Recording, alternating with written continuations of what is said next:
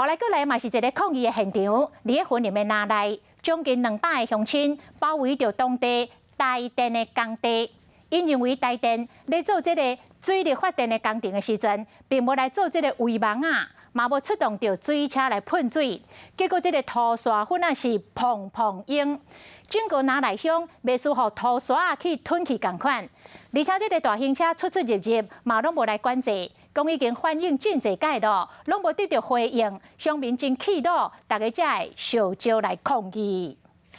有人咧做工程，哪咧做啊？有100-200个森林拿来乡亲去台电的工地，有布条啊将工地门口团包围。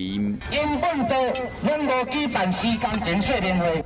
乡亲真生气，因为台电最近伫当地伫做水力发电的工程时，无用围网啊，嘛无派水车喷水，指出讲土粉啊砰砰涌，严重影响到因的生活环境。透风，这洪水大足用了。村长讲，大型车辆出入台电无派人员做交通管制，真危险，而且农民灌溉水源嘛被切断去，这因无法度接受。因为伊即摆咧施工，这水路断掉。农民无水路，就是无生路。面对乡亲这愤怒，台电观音派出代表讲会改善问题。改道完我们就铺 AC 铺完我们围篱做完以后，我们的工期就是在里面围起来，外面就是老百姓在走。